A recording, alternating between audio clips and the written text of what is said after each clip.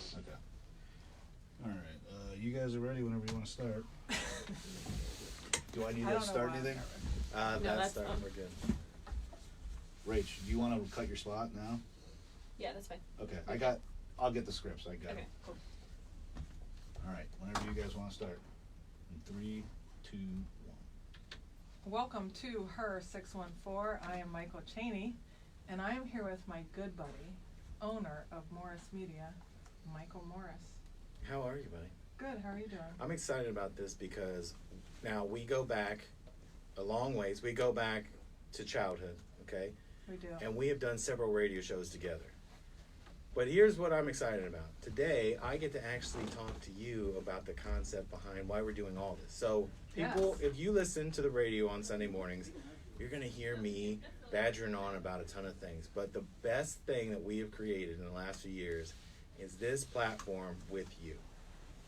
What I want to talk about that we've never had a chance to talk about is why you're doing this in the first place. Totally, that's a great question. So, let's talk about Her614 and what Right. it is.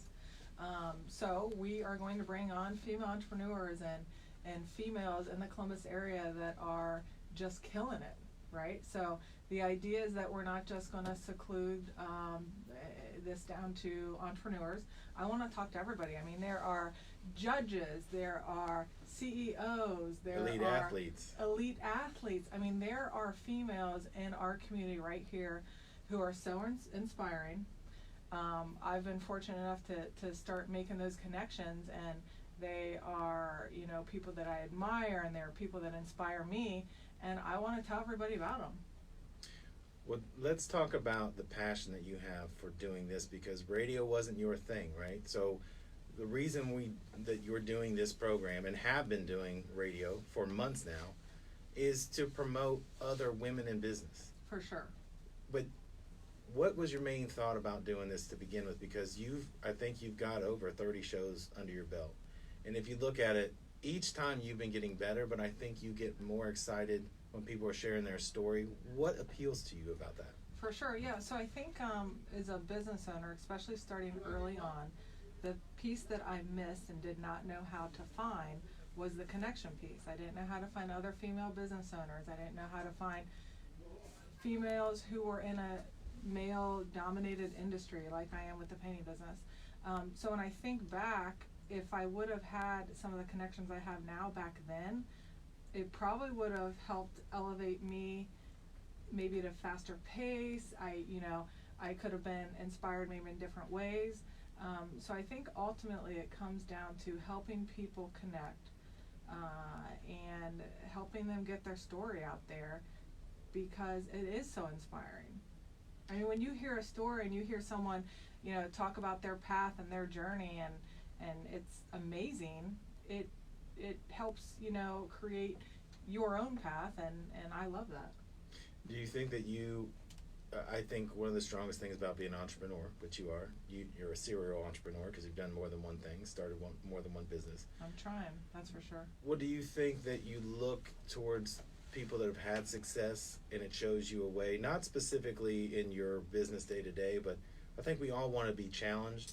You just want somebody to show you that door can be opened, right? Totally, right? Which is why you're doing this, is you're opening the door to a radio station to people to come in on Sunday 95 and tell their story, and tell me about why you started, where the struggle was, and where you're going, because you can uplift somebody if they can just hear that one story. Absolutely. And it's like, now that I have a little bit of experience under my belt, I have things I can talk about, right? I can talk about being an entrepreneur and the journey that they often call, it's like the roller coaster ride of being an entrepreneur.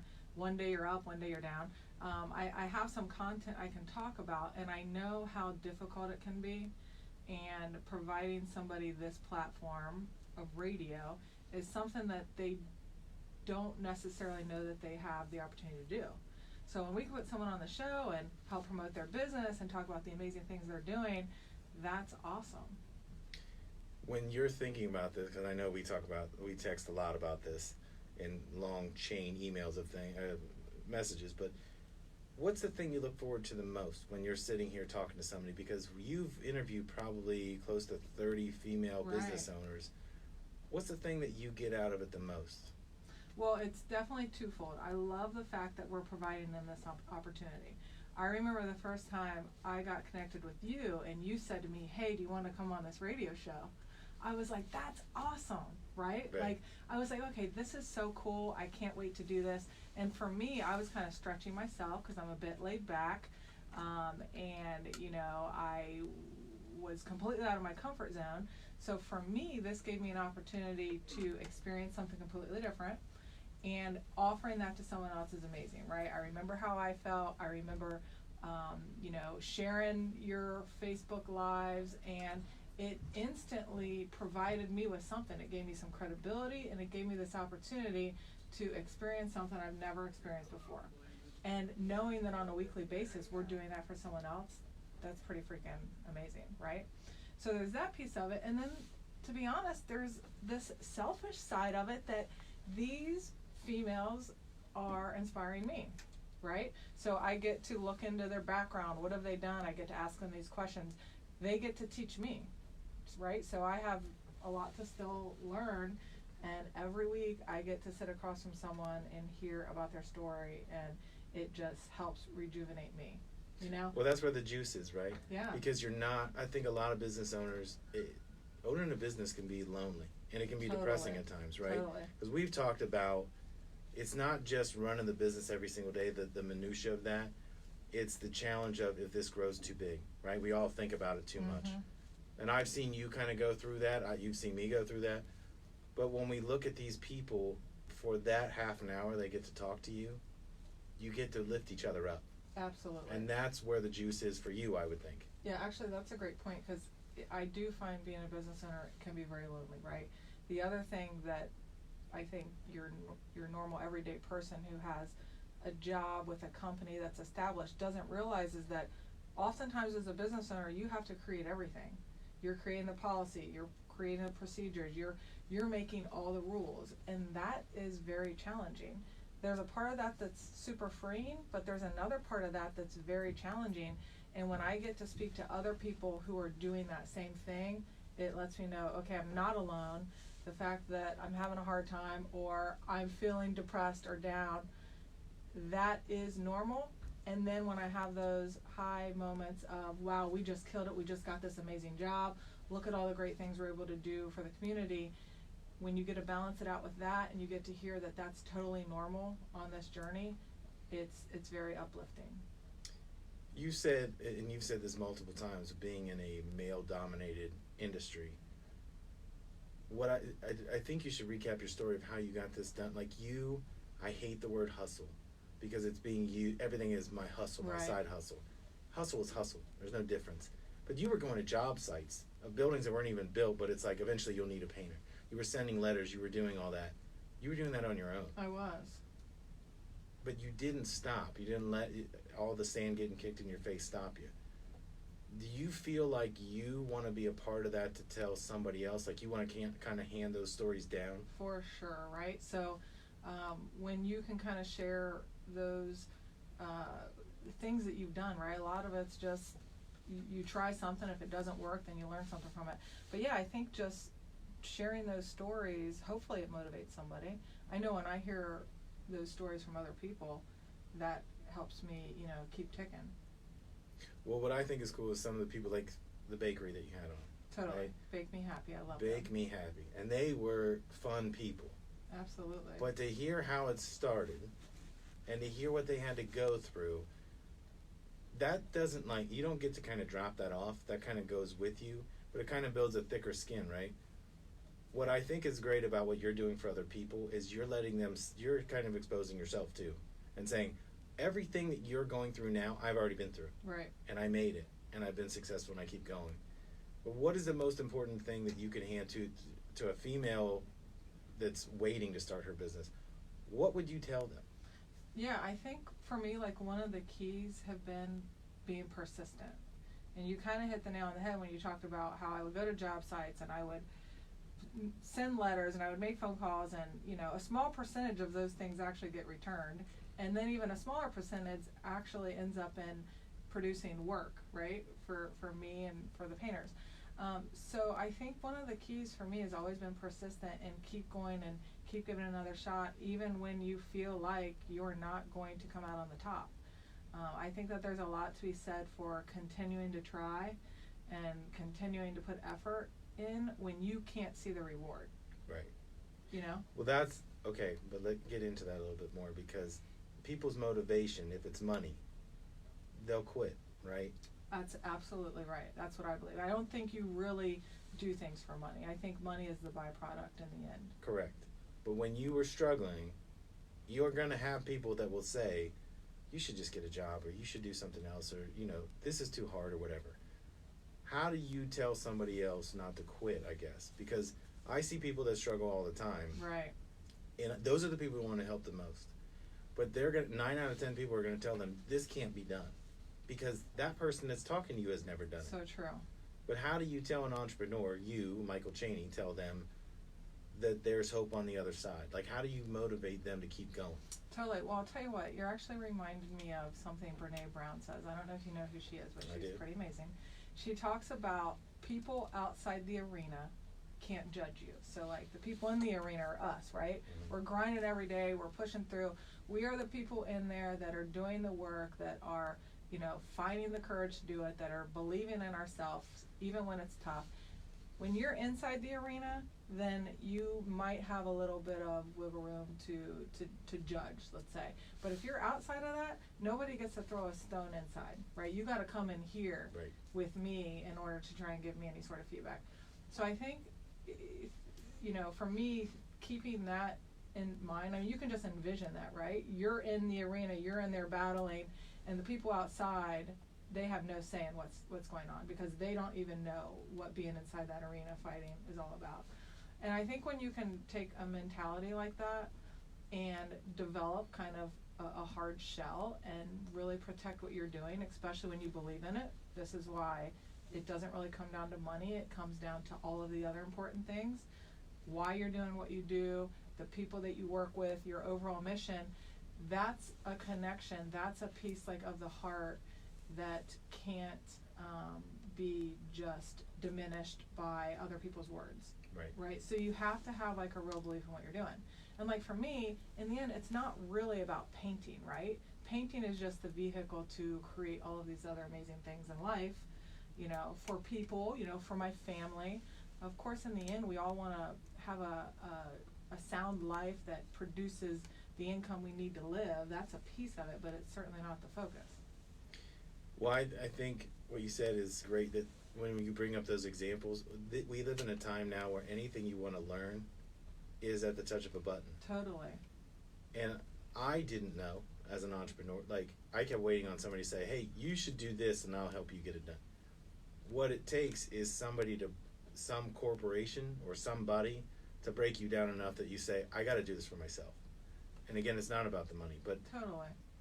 I think one thing I really enjoy about you is the things that you read or you watch, because you can reference them. That's the number one tool I would say to anybody that's waiting. Read about these things. Get David Goggins' book. Mm-hmm. Brene Brown. This stuff is all out there. I love David Goggins, by the way. What I think for some people it might be extreme. I'll give you the most extreme example. Right? There's a guy named Dan Pena, who is I think they call him the $1 trillion man. Is he a nice guy? No. But if you listen to his stuff, you'll go, I would pretty much run through a wall based on what he's saying. Entrepreneurs need to build that thick skin, like you said. Yes. What I'm curious about is, because we've actually never even had this conversation, when you first started and you're getting this slung back at you like it isn't going to work, what's your mindset? Because there are other females that are either they're starting now or they're waiting to start because they're waiting on permission. You should never wait on permission. But what kept you going through those tough times? Like, what was in your mind? What was your goal? Well, in the beginning, my goal was to make some extra money so I could pay for soccer practice for my daughter, okay? And so it wasn't about the money, it was about providing her with an opportunity. And that opportunity was near and dear to my heart. That's what kept me going. And then now, I mean, that's shifted because I have people that work for me and clients, and now the goal is to provide them with a great life or a great home that they can be proud of. So again, doing something for the reason that is close to your heart. You know, I mean, I've got painters. I've got my lead painter who's been with me since I started this. I mean, it was me, him, and a paintbrush in the beginning. In the last 2 years, he's built 2 houses in El Salvador for his family, provided them with running water in an area that does not have running water. He has literally been able to change their lives because of the work we're doing here in Columbus, Ohio. Like, that is big. That's a direct impact on someone's life and changes the trajectory of their life forever. And other lives. Absolutely. But what's funny about what you said, and I don't know if you're aware of it, your whole goal has been to be a provider, not just for your daughter, but other families, right? You have impacted more than just your own family. That's what kind of kept you going, right? Do you think I need to seek counseling for that? No. I think it's more if you're looking for someone to provide for you all the time, that's when you need counseling. Yeah. But again, if you looked at it and stripped it all away, what was your goal? It wasn't a selfish act. When you're doing this program, it is to provide for other people. Yeah, totally. And I mean, I think everybody has that kind of at their core, right? We're all bigger than just us. We all seek community and connection. And when you can apply those kind of, aspects to your job, to your business, it brings a lot of joy, right? Knowing that you're helping or you're providing an opportunity for people that can then send their kids to college if that's what they want, or, just provide meals at the end of the day, that is very inspiring. So now, the times when I get down, I'm like, gosh, this is so hard, this is so difficult. Those are the things I think about. This is for somebody else, and that is super powerful. Right. Well, that's what this show is about, right? The purpose of this show is to provide for other people. Absolutely, and hear these stories of these women and get inspired and maybe inspire somebody to start their journey. Like, that's huge, right? One of the hardest, most difficult places is that place before you start. Whether it's anything, whether it's working out, whether it's eating healthy, right, whether it's saving money, when you are looking ahead and you only see the mountains and the pitfalls, that is a very hard place to be in. I think the show, by highlighting some of these guests that we're going to have, it's going to be so amazing, and I just can't wait to dig in and hear some of the stories that we're going to hear. When you're done doing a show, because you always kind of are you're very amped up, not bouncing around, but you can tell Totally. It kind of filled you up with something. Absolutely. When you leave here, how long does that stick with you? Honestly, it's a weekly thing. I mean, we record this show on a weekly basis, and I'm always thinking about it, Because you're looking forward to the next one? I am. I mean, it's something I'm super passionate about, and I think that there's even more we can do than just the radio show. I think that we can use this radio show to help connect people and get them around people who motivate them and people that they admire. So I think that this is pretty amazing. And I think what you're doing by providing the opportunity for all this, I mean, I know you like to talk about everybody else, but we could talk about you for a minute. You're the one that's created this business out of, something that was non-existent. Well, I just looked at it this way. What I always wanted to do was also be a person that provides for others, right? And I'm uncomfortable always talking about what we're doing because I just want to make things and just move on. But the purpose was for somebody like you, who I knew as a 10-year-old kid. You have a business, and to me, the landscape of how you can get your word out there in a place where it's 2.4 million people, how do you grow? Those are the things I understand how to do it. Right. But what I wanted more was, why are you doing it? Simon Sinek is somebody, if you ever look at what's your why, Yeah. you'll see that everywhere. And a lot of people think, my why is, I hear people misquote it. Because the point is, your why is the thing that you literally will fight off 100 people to still keep that intact.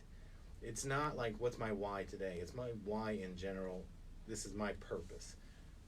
What I loved about when you were talking about your business was, I didn't know it was for your daughter's soccer, but I knew it was to provide for other people. Like, you were one of the first people to pay your people $15 an hour no matter what their experience was, right? Sure. So the law changes. You didn't say, well, let me run the numbers and all that. You just did it. Exactly, because what you're kind of getting at is how you treat people. Right. And that's, I think, a piece of what makes people successful and not. You know, Right. for me, it's important to treat people fairly, and you're referring to the fact that we had some painters starting out with no experience that were making $14 an hour, and when Columbus, the city, decided to move their employees up to $15 an hour in a way to, they did that for the purposes of kind of speaking out against minimum wage. We know that's like a hot topic on the political front, and so Columbus said, you know what, we think that nobody should be paid less than $15 an hour. And the beauty of being a business owner is that I could look and say, you know what, I agree with that, because $8.70 an hour, I don't know who can live on that, and that's, you know, what the minimum wage is. And so I want to be at the forefront of making those changes and having a strong, you know, pay scale and including women and doing all of the things that sometimes get pushed to the side. What do you think? We've kind of talked about what the purpose of the show is, and again, the show is still the show that it was. We just changed the content's going to be the same. I think it's going to be better, but I think it's going to be the same purpose. Your goal, if we're in 2020 right now, the goal for the show would be what? Because what I can tell from how you talk on the air, off the air, is to lift other people up, right? It's not necessarily a business owner and I'm going to find somebody that's a great accountant to network with you. It's to build a network of people that can better each other, right? Absolutely. So it kind of comes back to what we started out at the beginning of the show, which was talking about connecting with people and just having resources for females, you know, other females that are doing things that inspire you. I don't know if you've ever heard the saying, there's a couple of them, but one of them says, you know, if you hang around with 4 broke people, you'll be the 5th. Right. So part of what I've done over the years is try to put myself around people who lift me up, Right. who are supportive, who I can look at and say, wow, I really admire them. I mean, look at them, look at their strength, look at what they're doing in life. And this show can help make those connections, right? And we can tell those stories, and if you're someone that just tunes in every Sunday, well, that could be, you know, your way to start your week off and get inspired and say, you know, I'm going to listen to this because I know at the end of it I'm going to feel good and I'm going to hear someone else's story, and that's, you know, a pretty amazing way to start your week off. Well, to address what you're saying is there's the rule of 5, and you are the sum of the 5 people you spend the most time with. Yes. You should always be the lowest branch on that tree, because you need to be around people that will not just uplift you, but sometimes kick you in the rear, right? You want to be the best version of you that you can, and that gets used a lot, but the point is, look around at that circle of people Right. you got. I like that. I mean, if we look at the circle of people that we run with, Mm-hmm. some people have to get weeded out, not because they're bad people, but because they're slowing you down. Exactly. And a lot of people will stop you from getting somewhere because they don't want to lose you, Yes. right? Because it's comfortable. If you're going to be an entrepreneur, if you're going to be an endurance athlete, whatever it is, you have to be prepared to spend a lot of time alone. But I don't mean sitting in the dark. I mean, I would do that, sit in the dark by myself. But you have to be prepared to put in time and put in the work and get the knowledge and really work on this thing every day. That's why, I've said this before today, this is one of the most impressive things I've ever seen. Because in high school, if I'd have said Michal Cheney's going to host a radio show that's going to build up female empowerment, Oh boy, watch what you're about to say. I would have had to put a towel under the door and said, don't open this door, because I'm really proud of what you're doing. Well, I appreciate that. And I that. think what we're going to do in 2020 is even bigger. Yeah, no, you're right, because growing up I was shy is the best way to say it. I had my best friend Lori would have to go up to the concession stand and order my Coke for me because I was that nervous. I mean, I'm sure I had like some form of social anxiety. But doing things like this radio show and even being a business owner has certainly helped me break through that and, you know, be able to do things like this. In the coming weeks, I know we're not going to tell right now who's coming, but we are going to make several announcements. Yes. Facebook related, social media related, that kind of thing. what can people look forward to, let's say, in the next month of things that are going to be coming out? Totally. So we're going to blow it out of the water. So we've got some amazing guests lined up. I mean, so inspiring, so motivating, at the top of their game. I cannot wait to get them in here and talk about it. We're going to announce the guests before they come on. So if you follow us on our Facebook page, which is Her614, you're going to be able to see all of our upcoming guests. We're going to have video clips on there. We are going to tap into some of the smaller entrepreneurs in town, and we're going to feature them on video. And, you know, we don't want to exclude anyone. We want to give everybody the opportunity to take advantage of what you've developed here for us. And we're going to do it in some really cool, unique ways. We're going to partner with the other shows that you offer. You've got many shows now. We've got real estate, entrepreneurship, you name it, we probably have a show for it. Yes. But I'll tell you the best way they could do it is if somebody did want to be a guest on those shows, the best way is to go to that Facebook page that you just said. Absolutely. Go to Her614, reach out to us. And, you know, if you have a question, you want to be involved, please reach out and we can get you hooked up. And it will be pretty amazing, and you will not regret the opportunity that we can help provide. I would like to find another Michal Cheney out there, somebody that literally doesn't want to talk. Really? And then Yeah. what? Well, Bring them on here and make them talk? and see what they're, listen, everybody's got a story, right? They always say everyone has one book in them. I think if we could find it, look at how far you've come in a short amount of time. You're hosting this thing. I'm blushing. It's your own thing, right? That's impressive. So if you looked at this 30 years down the road and somebody said, what did you accomplish? I bet you hosting a radio show would want to be one of the biggest things you would talk about. I think you're right, and it certainly was not on my list of things to tackle, but I'm sure glad the opportunity presented itself. So I almost had to tackle you to get you to do one. So you've come a long way. Don't forget, I was a black belt in Kung Fu growing up. And don't forget, my knee is really sore, so I'm going to hit it. In the last couple of minutes that we have, just tell me what you think is the most important thing that somebody could get out of this show moving forward. Yeah, I'm going to just say straight up inspiration, okay? I think that's key. It's really why I'm doing this. And the other thing that I'll say is, you know, we want other partners. If you're interested in sponsoring this show or another show, if you want to get involved in radio and you don't know how, if you want to promote your business through radio, it has done wonders for my business, No Drip Painting. You know, we're developing a level of credibility that we did not have before because of our involvement in radio. So I'm a supporter, and I think that we can help anybody, you know, achieve some of the things that we have by using this platform. Okay, any other questions for me, Michael? That's it. I think we got to send them home for the week. Okay, awesome. Well, thanks for joining Her614, and we will catch you next week. I don't know why I was so nervous the whole time. I don't either. Thanks.